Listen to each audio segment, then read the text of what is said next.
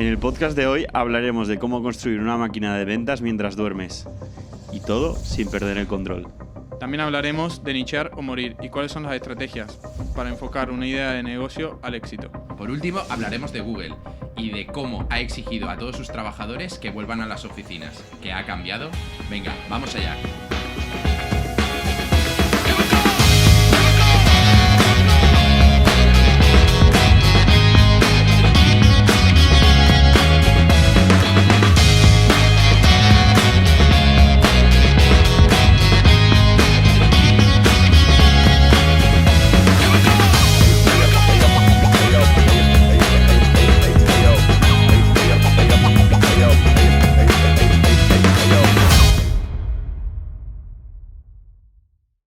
Hola a todos y bienvenidos al episodio número 12 de nuestro podcast de CEO al Cielo. Yo soy José Rodrigo y hoy me acompañan mis compañeros, por fin, otra vez, juntos, Miguel y Salus. ¿Qué tal, chicos? Bien, ya era hora de volver, se extrañaba. Muy bien, muy bien. Hacía tiempo que no estábamos juntos, o sea, siempre estaba con uno, con otro, ¿sabes? Pero hoy estamos los tres. Hacía tiempo que no hacíamos esta tertulia y ya tenía ganas. Tal cual, la verdad que estaba bueno. Ya se extrañaba un poco, traer temas a la mesa, debatir y todo, que también le da otro gustito al podcast, así que contento por eso. ¿Qué tal el fin de semana? Nos hace que tengamos que prepararnos más, sí, también. La tertulia. Pero sí. ¿El fin de semana? ¿Qué tal? ¿Bien? Bien. Bueno, estuvimos juntos el otro día. Sí, el sábado.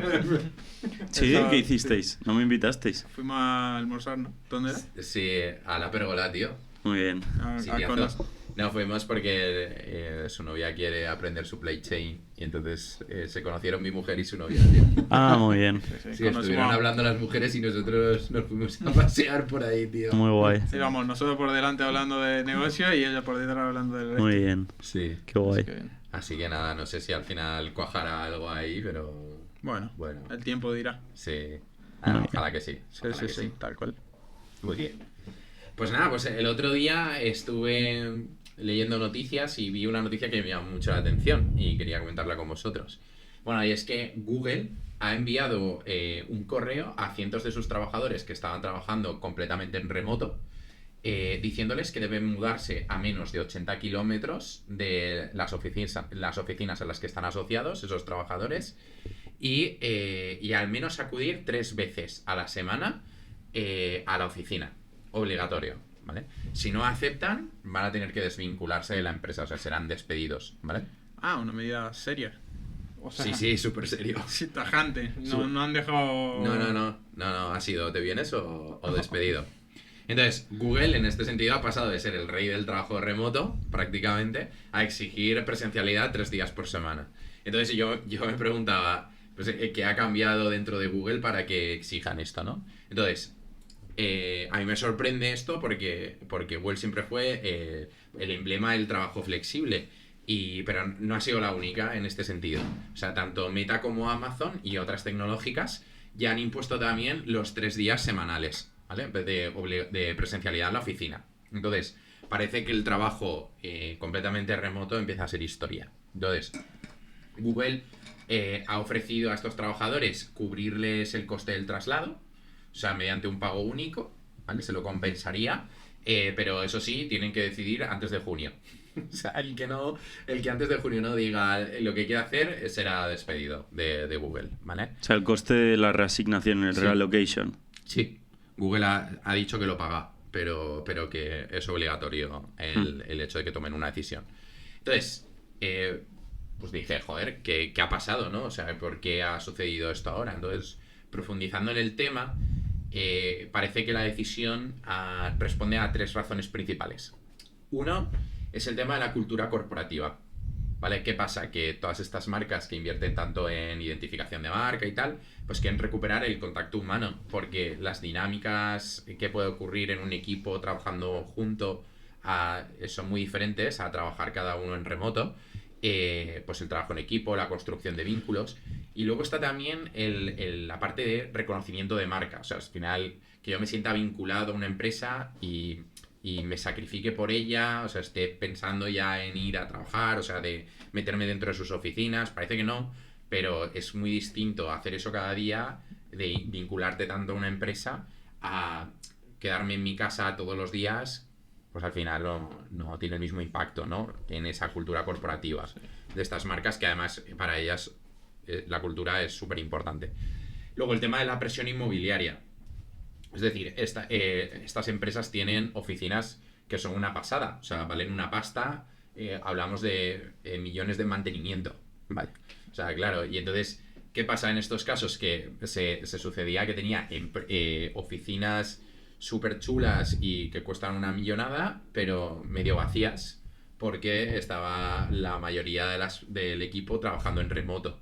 Entonces, claro, yo lo que creo es que parece ser que quieren que sus oficinas van a resultar útiles, ¿vale? O sea, que todo ese desembolso y todo ese gasto que están haciendo en oficinas, pues que les resulte útil. Y luego, un tercer factor es el control del rendimiento. Es decir, los mandos intermedios de estas empresas estaban teniendo muchísimos problemas en evaluar el rendimiento de sus trabajadores sin poder tener ni siquiera un día de presencialidad. Entonces parece que había ciertas demandas de los mandos intermedios de que por lo menos hubiese cierta presencialidad, aunque sea unos días, pero para poder evaluar mejor al equipo y poder hacerles un seguimiento más de cerca, ¿vale? Entonces parece que estos tres factores son lo que ha propiciado que Google haga este cambio, ¿no?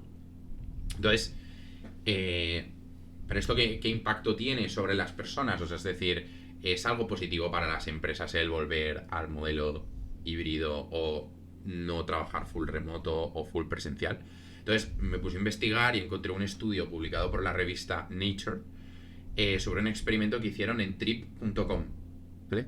Fue un experimento de 2 años en los que participaron todos los empleados de trip.com, que son más de 1.600, o sea 1.612 en concreto, y estuvieron 2 años haciendo el experimento. A la mitad de los empleados les asignaron un modelo híbrido donde iban a trabajar 3 días presenciales y 2 días híbrido, que eran el miércoles y el viernes. Y a la otra mitad le ofrecieron un modelo 100% presencial. O sea, has dicho 612 empleados. 1.612. 1.612. Sí. Y a la otra mitad les ofrecieron 100% presencial. O sea, estamos hablando de un modelo híbrido y otro 100% presencial. Entonces, ¿el resultado cuál fue? Pues que los empleados híbridos, después de 2 años, dejaron la empresa un 33% menos, manteniendo la productividad. O sea, la productividad se mantuvo inalterada, o sea, ni subió ni creció, pero no bajó, ¿vale?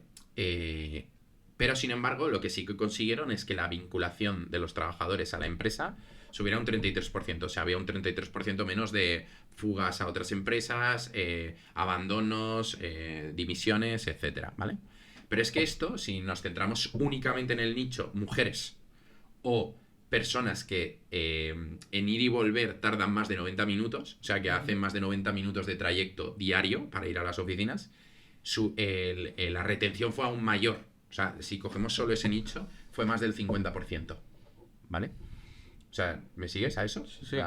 O sea, aún así, costándole, digamos, el ir a trabajar más de 90 minutos, un 50% de los No. Dentro del nicho, o sea, es decir, hablo de que la retención de los trabajadores por parte de la empresa subió un 33%. Claro. Pero en el nicho de las personas que viajan 90 minutos, subió un 50%. Claro, eso es lo que quería decir. Me parece una locura. Sí. Hombre, tiene sentido, las mujeres sobre todo, porque normalmente ellas cuando son madres suelen querer conciliar mucho más que los hombres de media, ¿vale? Por eso en el nicho de mujeres es genérico.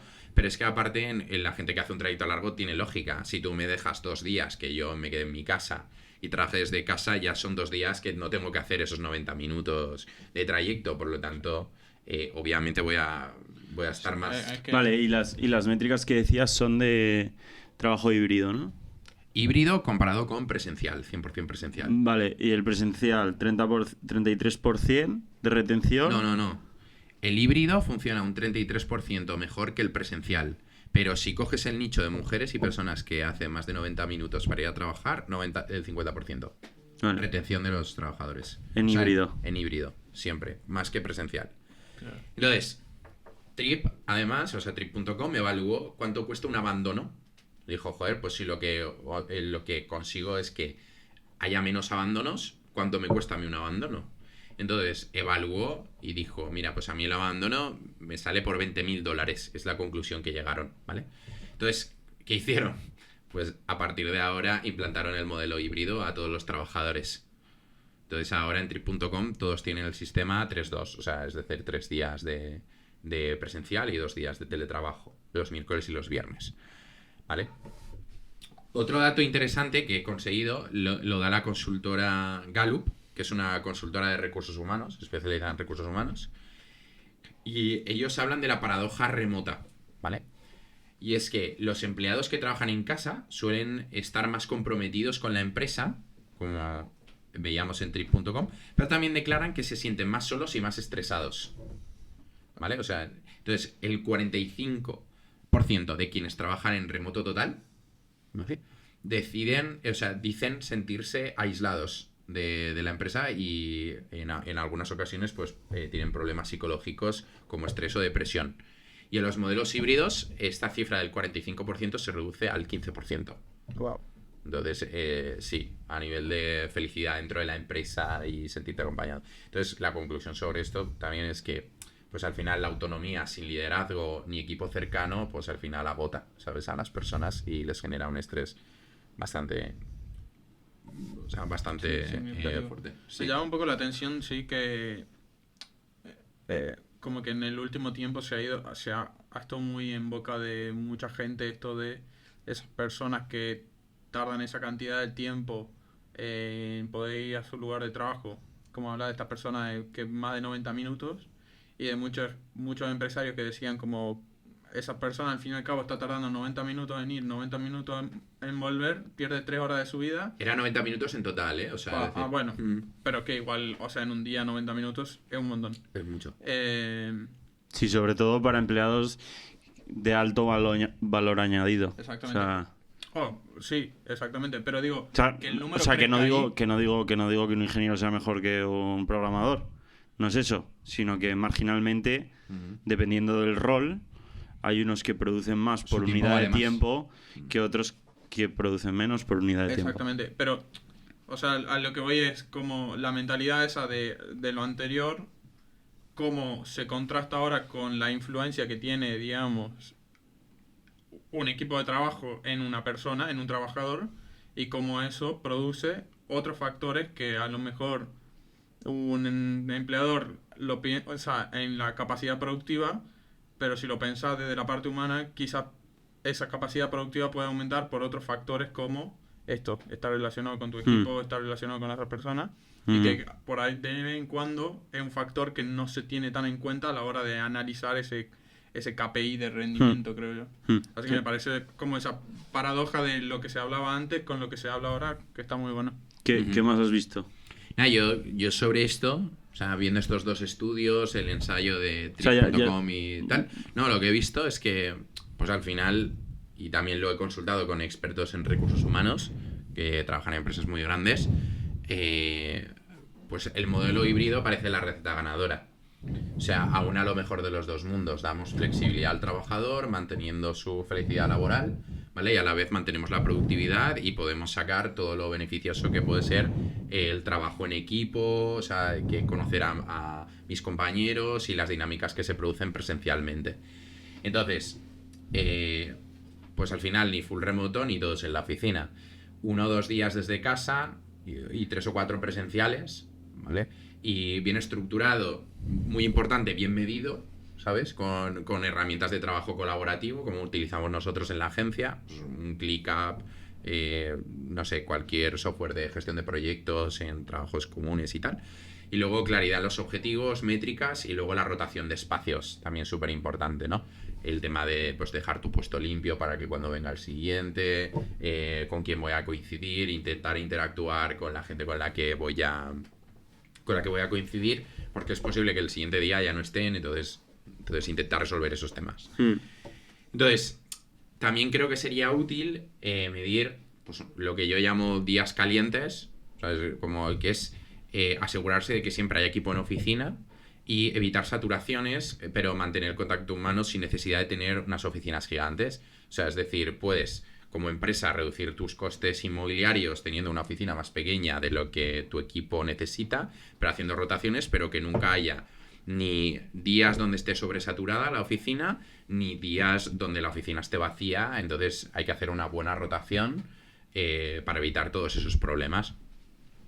Y sobre todo, que todo esté medido para que no reine el caos ni las sospechas, ¿vale? En este sentido, que quiero decir, pues que primero sepamos, o sea, tengamos software que pueda medir el rendimiento por ejemplo, las horas invertidas en cada proyecto, que eso cualquier empresa lo puede conseguir. Nosotros en la agencia lo tenemos.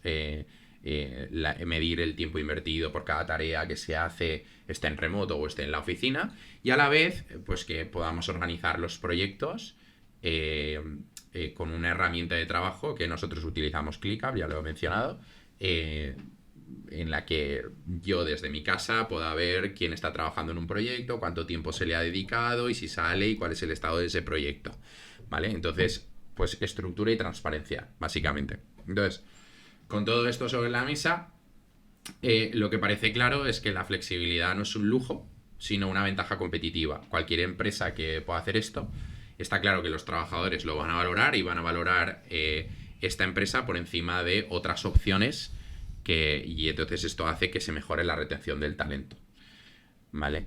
También he estado viendo España cómo está en este contexto, o sea, porque estamos hablando todo de empresas tecnológicas, empresas americanas, pero bueno, el mercado nacional la verdad es que lo está haciendo muy bien, estamos muy bien posicionados, somos el primer país de Europa en esto, ¿sabes? El 18% de las ofertas de trabajo según Indeed Hiring Lab incluyen la palabra remoto o híbrido. Sí, ¿vale? sí. Sin embargo, por ejemplo, estamos por encima de Alemania o Reino Unido, que son los siguientes, que están en el 15%. Entonces, esto como país... Hombre, el de Reino Unido prefiere ir a la oficina, ¿no? Que estar en su casa mientras llueve. Exacto. Sí, en Reino Unido... Y el de Reino Unido se viene aquí a España a teletrabajar desde Reino Unido. Sí, de todas formas, esto lo que dice es que las ofertas de trabajo que se mandan desde las empresas... El 15% de ellas incluye trabajo remoto o híbrido. Sí, sí. ¿Vale? Pero que puede estar sesgado porque aquí hay muchas empresas que están deslocalizadas en España. De hecho, el otro día, porque yo, pues ya sabéis que estamos todo el día ofertando nuevos puestos y tal. Y yo vi una oferta que ponía que era una empresa inglesa contratando talento inglés aquí, claro, full remote. Obviamente. Claro. Entonces, ¿qué te quiere decir? Que esa información puede estar sesgada. Claro. Que pues puede ser, es que aquí se vive bastante mejor que en Reino Unido o Alemania. Por lo menos se come mejor y hace mejor tiempo. Ya te digo yo que sí. Exacto, entonces nada, pues bueno, pues al final esto es interesante como país porque nos permite atraer talento sin necesidad de competir en salarios tan altos como en otros países. Entonces nada, en ese sentido lo estamos haciendo bien. Bueno, alguna cosa teníamos que estar a la cabeza. A ver, yo sinceramente creo que estamos a la cabeza, pero porque aquí se vive muy bien y porque se deslocalizan empresas en España y que obviamente tiene que ser full remote. No hay otra explicación, ¿sabes? O sea, si tú traes talento, o sea, si tú te deslocalizas y contratas a gente aquí y no tienes espacios de oficinas para poder relocalizarlo, al final eso es full remote. Entonces, más que la empresa española deslocalizando a la gente, yo creo que son las empresas extranjeras que están aquí o el modelo startup que permite esa flexibilidad. De todas formas, en el caso de Google, a mí me parece bien la medida, teniendo en cuenta de que el empleado debe saber la coyuntura en la cual se está moviendo Google ahora mismo. Es una coyuntura donde se necesita mucha experimentación y mucho éxito en las operaciones para poder seguir estando en la cabeza del mundo tecnológico. Entonces, pretender estar a la cabeza del mundo tecnológico desde tu casa, pues me parece un poco utópico, la verdad. No, está claro que cuando juntas ahí a un equipo de programadores, ingenieros y creativos como tiene Google, pues te puede salir cualquier cosa potente, quiero decir, ¿sabes? Sí, pero que más que nada es que, o sea, tal y como se está moviendo el mercado, y la agilidad que se necesita en tecnología, como Google no vuelva a sus inicios de startup, va a estar perdiendo esencia por fuerza, porque se requiere mucha agilidad y mucha predisposición a hacer cosas grandes ahora mismo en Google. Sí, ¿sabes? estoy de acuerdo. Entonces, a mí me parece una medida inteligente de una compañía que quiere replegar filas para seguir haciéndose grande. Claro. Sí, y ahora está en un contexto de amenaza y de tener que ponerse las pilas por todo esto de la inteligencia artificial, OpenAI. Sí que me gustaría luego a futuro también de algo que se ha hablado mucho en muchos países, esto de la reducción de las jornadas laborales, de cada vez trabajar menos horas o las semanas laborales de 4 días y tal, que han habido pruebas en el mundo y tal, pero que no conozco ningún estudio reciente del impacto real que haya tenido eso. Me gustaría como a futuro, si esto empieza a ser un cambio de retroactivo de todo lo que pasó a la pandemia, compararlo con esta postura que también tuvieron muchas empresas o muchos países, y ver a ver qué pasa. Me ha despertado algo que no lo había tenido y la verdad que me ha parecido muy interesante el tema. Lo podemos investigar y en siguientes podcasts mencionarlo y ver algún estudio que se haya hecho con lo que dices tú, jornadas reducidas, jornada de 4 días. Sí, lo veo, además lo veo muy relacionado con este tema. Exacto. Y es una cosa que a cualquier empresario, pyme, autónomo le puede interesar. Así que sí, lo veo guay. Pues nada, para el próximo podcast, la próxima tertulia ya tengo tienes tema. Muy bien. Venga, chicos, pues pasamos al siguiente, ¿no? ¿O qué? Sí, el tema se basa básicamente en un libro que he leído recientemente que se llama Predictable Revenue. ¿Vale? Predictable Revenue es de un autor que se llama Aaron Ross, que básicamente él montó el equipo comercial de Salesforce, o por lo menos la máquina de ventas que se entiende hoy, Salesforce. No digamos el producto, sino el equipo comercial de la venta del producto, o sea, la fuerza comercial. Entonces se dice, en el propio libro dicen, Alexander Graham Bell inventó el teléfono, Thomas Edison descubrió la electricidad y Aaron Ross descubrió cómo generar ingresos predecibles para Salesforce. Entonces, como él lo enfoca, es que el equipo comercial tiene que estar dividido en varios eslabones. El primero, el equipo de prospectores, SDRs, que son los que se encargan de prospectar y cualificar las oportunidades. Y estos no venden, sino que cualifican para que luego haya un account executive, un closer que cierre esas oportunidades. Tras eso hay un account manager, que es el que mantiene viva esa cuenta, y sobre eso, digamos, o por debajo de eso, o como lo quieras enfocar, que eso luego entraremos en debate también, está la figura del Customer Success o el Rev Ops, ¿vale? Que lo que hace Revenue Operations, que lo que hace básicamente es hacer engranar toda esa maquinaria de esos 3 eslabones para que funcione de la mejor forma posible y sin fricciones para el cliente. O sea, el cliente no nota que existen esos 3 roles, ni esos 3 roles generan fricciones entre ellos. Esa es su figura, ¿vale? Entonces, bueno, eso es básicamente, o sea, reducido al máximo, el libro, eso es lo que él propone. ¿Cómo lo veis?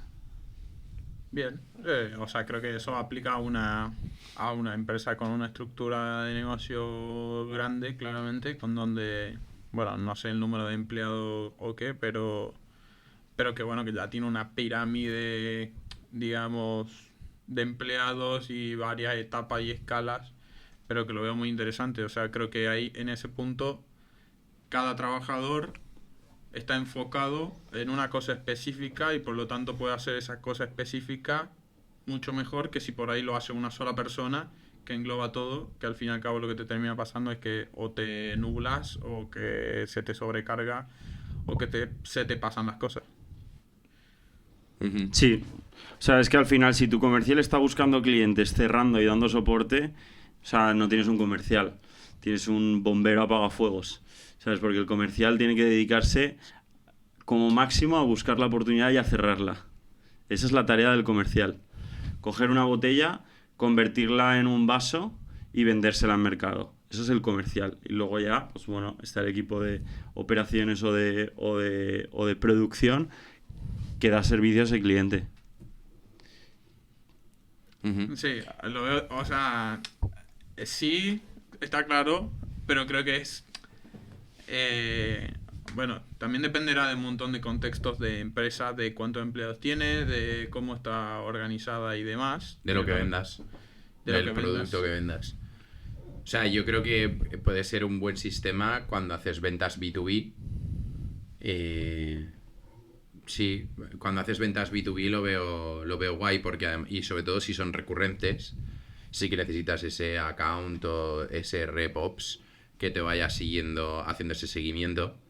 Entonces, pero hay muchas empresas que venden así y es así. O sea, si vendes un servicio por suscripción, un SaaS o no sé, o te conviertes en proveedor de un supermercado, por ejemplo, de un distribuidor o lo que sea, pues al final eso son cuentas que se pueden trabajar así muy bien y lo veo muy bien porque al final es la super especialización dentro de la rama de ventas. Uno se especializa más en cerrar oportunidades y otro en abrirlas. Sí, o sea, es lo que dices tú. Al final este sistema es solo aplicable al entorno B2B. No tiene sentido que esto una tienda a pie de calle lo haga. O sea, una tienda a pie de calle no va a tener un comercial, o sea, no tiene sentido que prospecte, porque Claro. sus clientes vienen de forma inherente. Pero lo que está claro es que si tú no tienes un sistema repetible de generación de leads, ya vas tarde con los meses dentro de 6, 8 o 12 meses. Es decir, si yo dentro de 6 meses no sé cuántos leads voy a poder generar, ya estoy llegando tarde como agencia, como negocio B2B, a los objetivos de dentro de 6 meses. Eso es un poco el...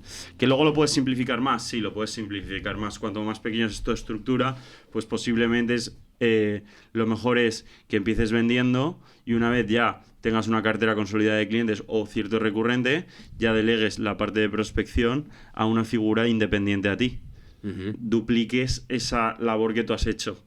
Pero yo sí que creo indispensable que el comercial, es decir, la persona que cierra las ventas, sepa lo que cuesta visitar, llamar a puerta fría, enviar un email. Porque hay muchas veces que al SDR se le da un trato, yo creo que desmerecido, ¿no? Que al final es como, sí, tú manda mails y ya veremos a ver qué pasa. No, hombre, no. Esa persona es la primera persona que encuentra la oportunidad en mercado y está cualificando esa oportunidad para ti en frío. Que digamos que esa es la mayor habilidad, mayor habilidad que puede tener un comercial. Sí, es la parte B2B. más compleja de la venta, que es entrar y calentar un lead frío. Eso es lo más complicado.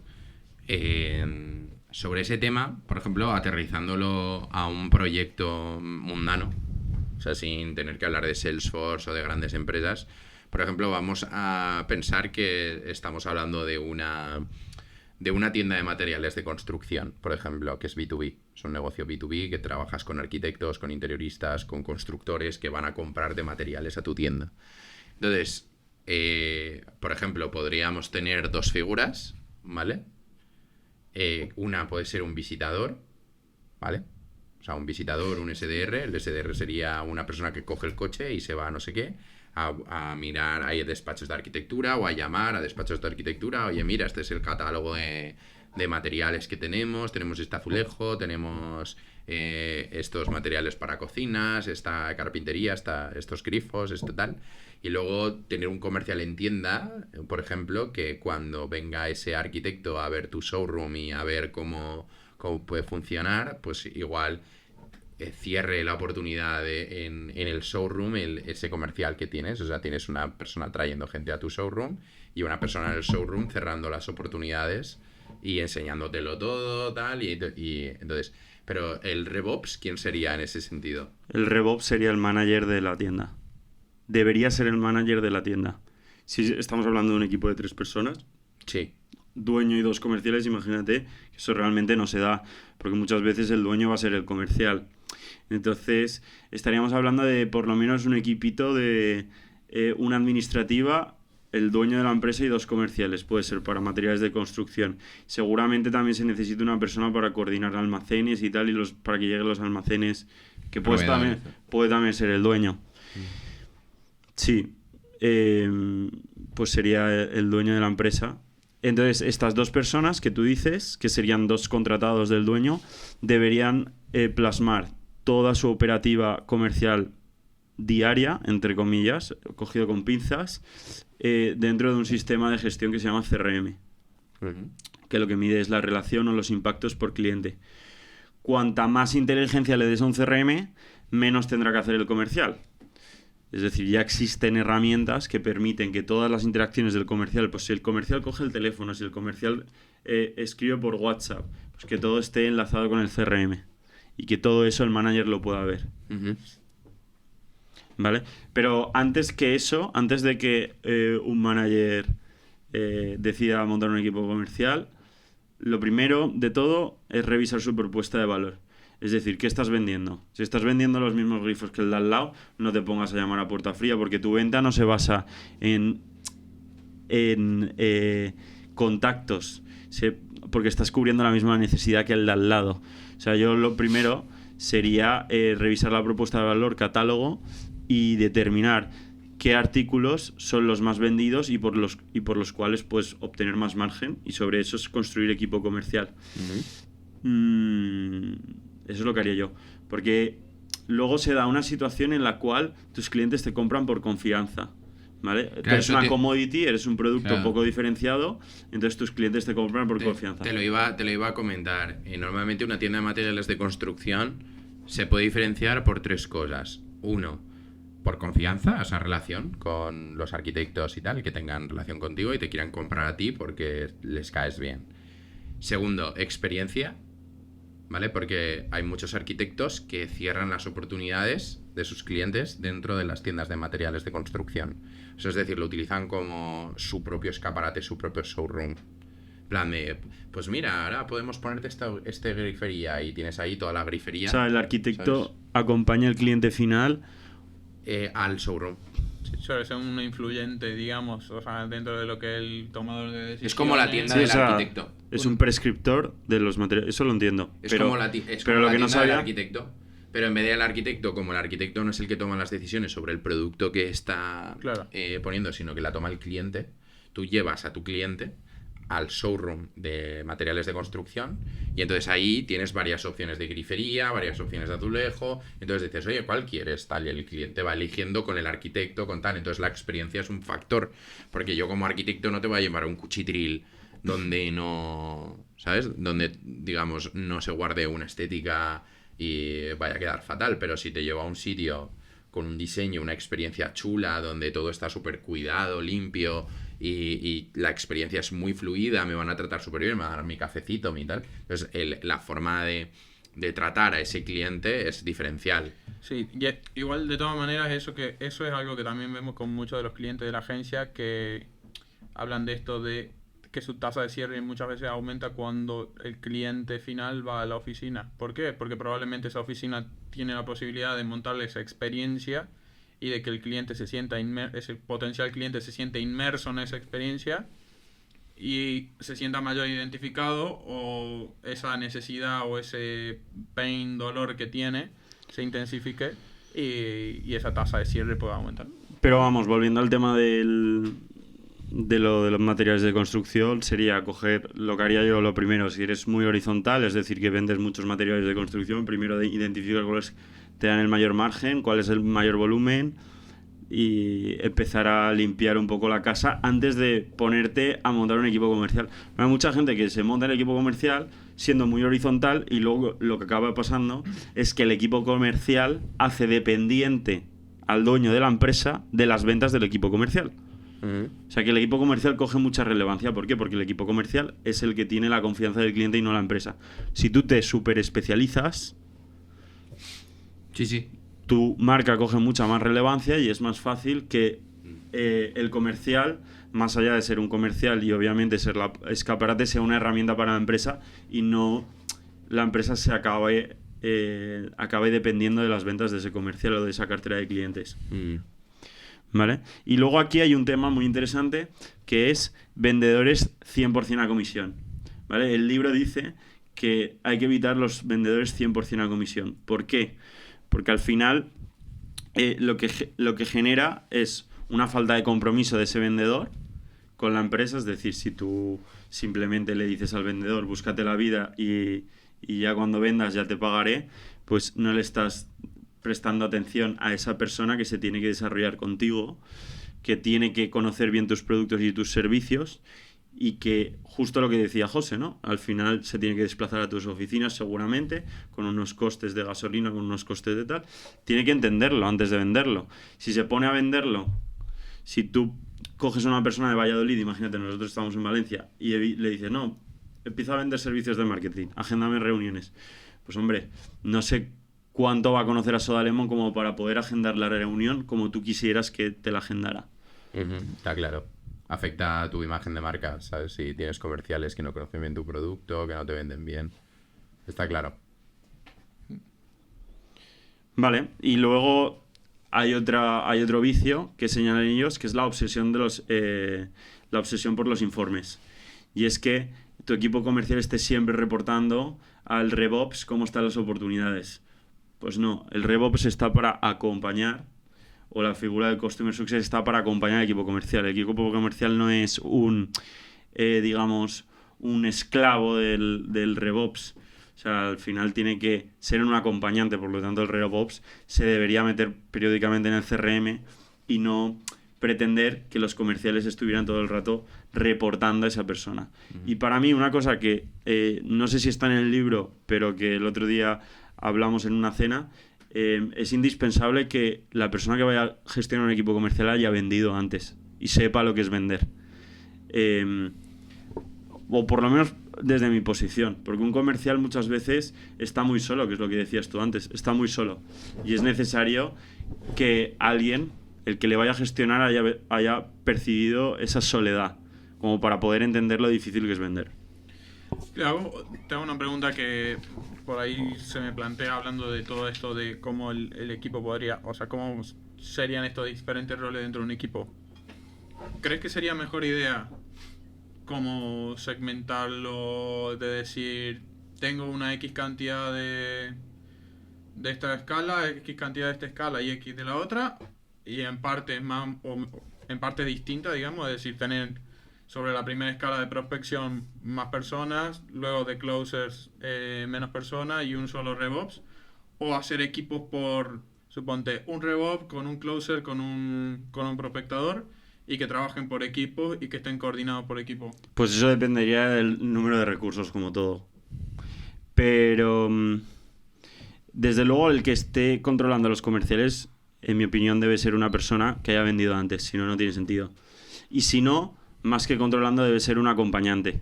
O sea, una figura auxiliar dentro de la jerarquía, o sea, horizontal dentro de la jerarquía. Eso es lo que opino.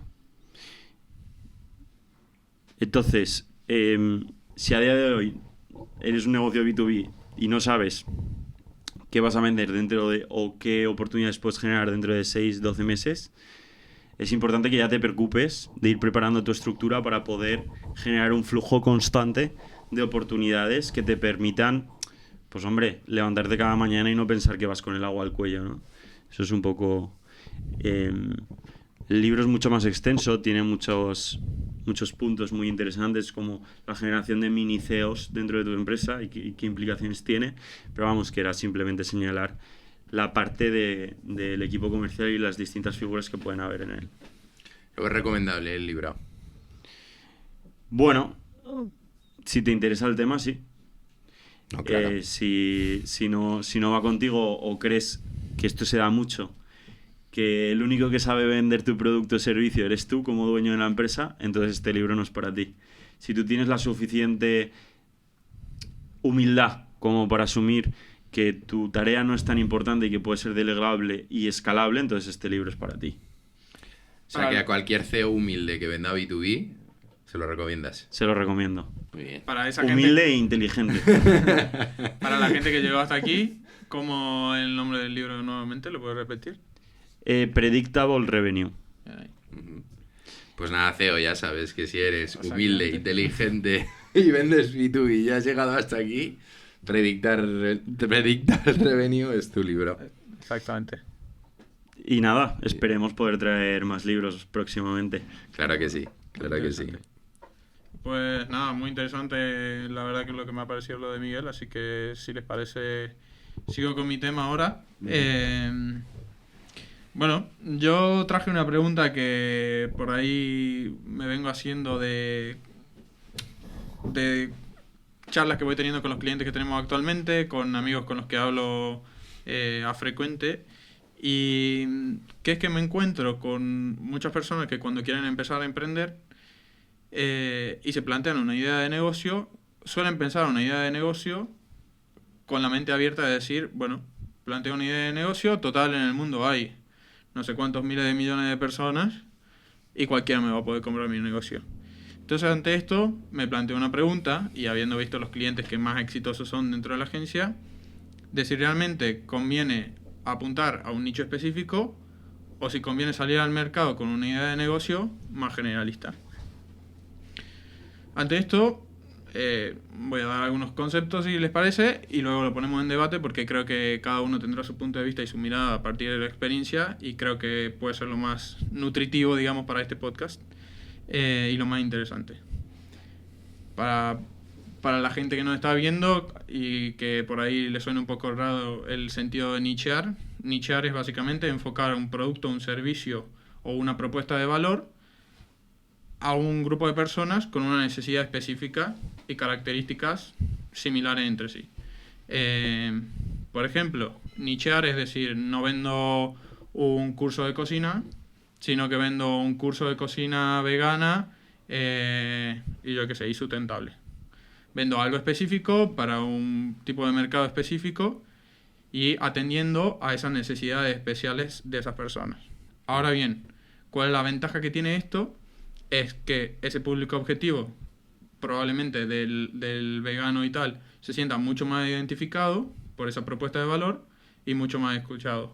Pero esto también puede tener consecuencias. Entonces, ante esto, las ventajas y desventajas que yo encuentro ante este tipo de ideas es los pros de tener una idea de negocio nicheada es que el mensaje es más fuerte, que hay menos competencia directa porque tengo mucho más enfocado mi mensaje, la fidelización de esos clientes es mucho más fácil, el marketing es más económico, no voy haciendo un marketing a cañonazos de voy a cazar lo que pueda, sino que voy más estilo francotirador, a mí me interesa esto y tengo un mensaje directo para ti y punto. Y luego es que te puedes volver un referente en el área. Que lo bueno de volverte un referente, que probablemente pueda incrementar el día de mañana el valor percibido, digamos, de ese servicio o producto y que por lo tanto el margen de beneficio sobre eso sea aún mayor. ¿Cuáles son los contras? Obviamente un mercado más pequeño, el riesgo de que ese nicho se estanque y que puede ser más complicado esta visión de escalabilidad. Ahora bien, también me parece importante un poco, si bien he estado hablando como de toda la teoría, traer a terreno, digamos, a lo mundano y ver ejemplos de empresas que han triunfado y que todos conocemos y de cómo han surgido estas empresas y por qué esta idea de nichear una idea de negocio puede ser muy buena. Ejemplos conocidos por todos. Amazon empezó vendiendo libros en una plataforma online. Facebook empezó siendo una red en la Universidad de Harvard para estudiantes de Harvard y luego se convirtió en una plataforma universal.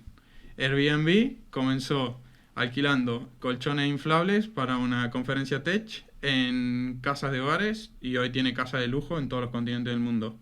Zara comenzó en Galicia siendo una marca de ropa que lo que buscaba era vender a mujeres ropa con un precio económico similar a ropa de lujo. Hoy Zara tiene de todo. Uber empezó siendo una empresa de coches de lujo para empresarios y hoy Uber tiene hasta, digamos, delivery. Entonces, hablamos de que grandes empresas que empezaron con una idea de nicho y que luego se transformaron a lo más grande. Entonces, nada, eso, plantearles un poco de esto que he estado viendo, de, bueno, que existen grandes empresas y grandes ejemplos en el mundo de cómo nichear una idea puede ser muy sustentable y al final se puede ampliar. Entonces, saber cuál es su pensamiento, qué es lo que creen de todos esos ambiciosos que dicen voy a ir a cazar a todo el mundo y de qué lado están. Pues lo primero, podríamos seguir el ejemplo de antes de la tienda de materiales de construcción. Ujú. O sea, yo soy una tienda, pongamos un caso, yo soy una tienda de materiales de construcción y yo vendo desde vigas de madera, ¿no? o madera, platos de ducha. ¿Qué más vendemos, José, en nuestra tienda de materiales de construcción? Azulejo, cerámica, cocinas, grifería, no sé, todo tipo de materiales. O sea, realmente el material de construcción es revestimiento. Vale, Entonces, azulejo, cerámica y grifería y acabados, simplemente. vale. Entonces, en nuestra tienda, ¿qué haríamos? Pues, Para bajarlo al nicho. A ver, yo ya tengo algún nicho ya sobre eso, pero no lo puedo decir, tío. Pues no lo puedo decir. Vale, O sea, yo solo- digo nichos, venga, va. No, puedo mencionar otros. Justamente el de materiales de construcción no, porque estamos ahora con un cliente desarrollando uno. Pero Vale, pues podemos yo, hablar de otros. yo pongo un nicho. Imagínate que en mi tienda de materiales de construcción yo me doy cuenta de que la gente quiere comprar casetas prefabricadas para instrumental, ¿vale? Vale. O sea, la gente que tiene una casa, un chalet, Sí, para trastero. ¿vale? Yo, O soluciones y mi tienda- habitacionales con... Y mi tienda de materiales de casas construcción modulares. está en la puerta de una urbanización. Sí. Estoy poniendo casos que se pueden dar. Sí, pues separar, digamos, crear una marca alternativa. O sea, y el modelo sería crear una marca alternativa que venda solamente casas modulares, ¿vale? Y hacer publicidad sobre casas modulares para... ¿qué has dicho? Material... o sea, Más que para casas modulares serían casetas. casetas para aperos de labranza, por ejemplo, ¿sabes? ¿Para qué? Aperos de labranza. O sea, eso es para maquinaria de agrícola, por ejemplo. Eso es un nicho. Claro. Vale. Ahora, ¿y tú crees que eso es limitarte o no? A ver, te limitas el mercado, pero a la vez consigues una mayor penetración en el mercado. Entonces, la gente se piensa que por el hecho de limitarse el mercado va a conseguir menos foco, o sea, o menos impacto, pero al revés, al mejorar el foco, consigues una mayor penetración y un mayor impacto, por lo tanto consigues mayor audiencia. O sea, si no te nicheas, o sea, si no nicheas, lo que te va a pasar es que tu mensaje se diluye entre todos los mensajes generalistas. Sin embargo, cuando yo estoy nicheado, mi mensaje consigue una penetración porque hablo como una autoridad sobre un nicho muy muy concreto del que nadie o muy poca gente está hablando, por eso nicheo, porque es muchísimo más específico. Y entonces al conseguir esa penetración consigo un impacto muchísimo más relevante. Entonces, para mí no solo para empresas grandes, que has mencionado a muchos de nuestros clientes, Apple, Amazon, Me encantaría, ¿eh? Facebook y tal, has mencionado a muchos de los clientes de la agencia, pero clientes más pequeños. Pero la próxima vez no lo digas, que es confidencial. Vale. Exacto. Entonces, para clientes más pequeños, también es súper positivo. De hecho, creo que es más relevante para clientes pequeños que para clientes grandes. Es decir, cuando tú nicheas, vas a conseguir mejores resultados, pero, como has mencionado, va a ser más económico. Entonces, para clientes más pequeños, es una forma de conseguir el impacto que quieren con un presupuesto reducido. Por ejemplo, voy a poner un ejemplo del que podemos hablar sin ningún problema. Abogados, ¿vale? ¿Cuántos abogados son generalistas? No, a mí me llega un divorcio, yo lo hago. Me llega una herencia, lo hago. Me llega una cosa penal, también hago turno de oficio. Hago de todo, yo soy abogado, ¿sabes? No, tío, especialízate.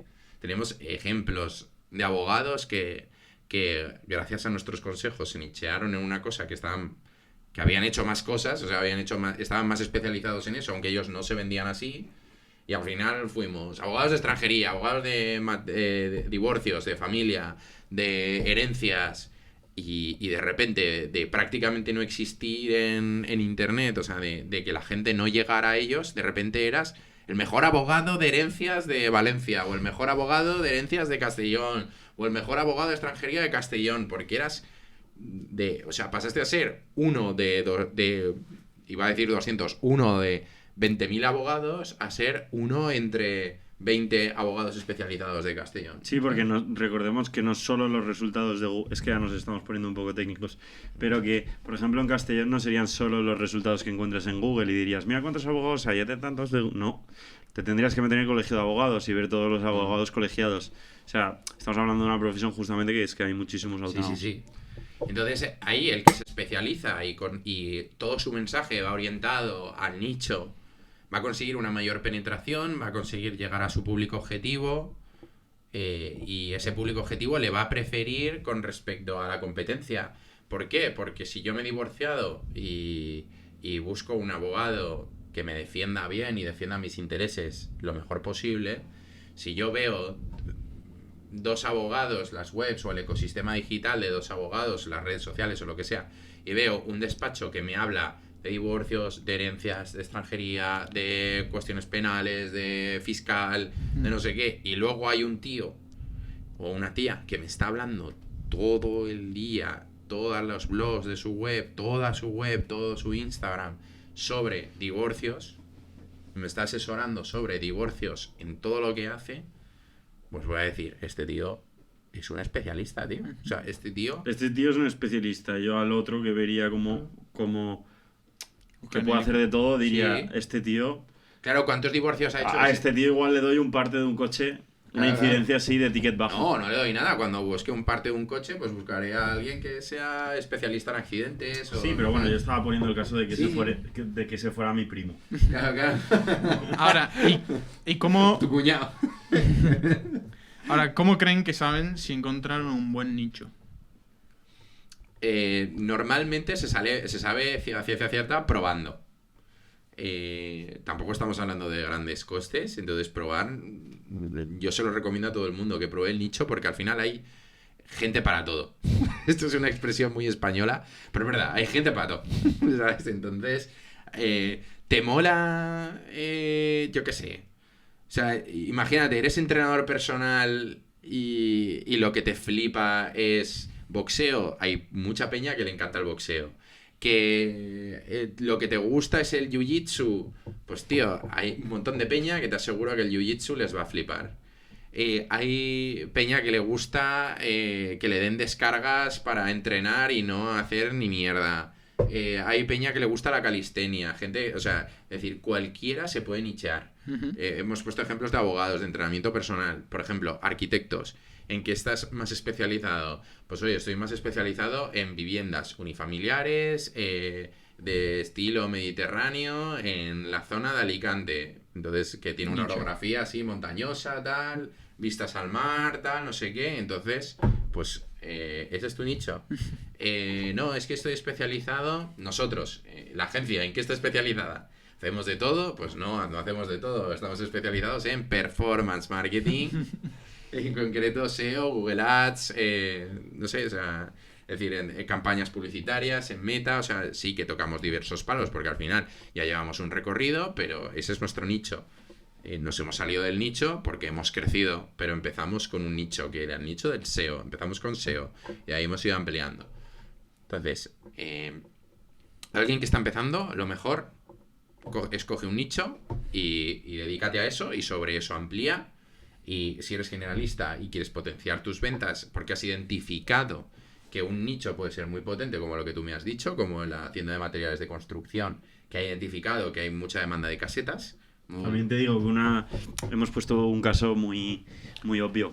Claro. Si eres una tienda de materiales de construcción que está a la puerta de una urbanización y el 80% de tu facturación viene de casetas, claro, pues es muy obvio que te tienes que especializar. Que igual casetas deberías quitarlo de tu tienda de materiales de construcción y hacer algo específico de casetas. Hacer una segunda marca o una tienda justo delante. Efectivamente. Pero es como, yo qué sé, restaurante o hamburguesería. Pues sí, claro, es eso, creo, lo que estás diciendo, de enfocarte en algo, buscar la manera de encontrar algo, un punto específico de dolor y intentar atacar eso. Y me ha respondido recién a otra de las preguntas que tenía, pero quiero saber qué piensa Miguel de si es más difícil empezar por lo general y luego nichearte, o si piensas que es mejor nichearte y luego ir a lo general. Hombre, depende de la concentración de competidores en tu categoría de producto. No sé si... O sea, si eres de materiales de construcción, eso está más trillado que trillado. O sea, hay muchas tiendas de materiales de construcción, hay marcas que están franquiciadas, que no voy a decir el nombre, pero todo el mundo sabemos cuáles son, que tienen 1000 tiendas por toda España de materiales de construcción bajo modelo de franquicias. Entonces tú tienes que tener un poco de sensibilidad. Y luego también, si estás en la parte de tecnología, pues hombre, yo en la parte de tecnología lo que miraría sería la rapidez o el avance tecnológico que se va a dar. Si tú, por ejemplo, estás en el nicho de IA, pues tendrías que determinar cuán rápido va a ser el avance tecnológico de la IA.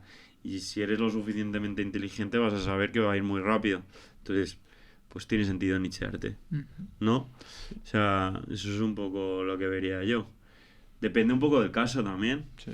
También depende de la facturación. Si tú la tienes muy si tú la tienes muy diversificada por clientes y ya tiene, pues hombre, igual tienes que renunciar a algo. Pero quiero que se tiren piletazos. No, Ustedes, yo idea estoy de convencido negocio. que 100% nicho. ¿Sí? 100% para la mayoría de los casos nicho.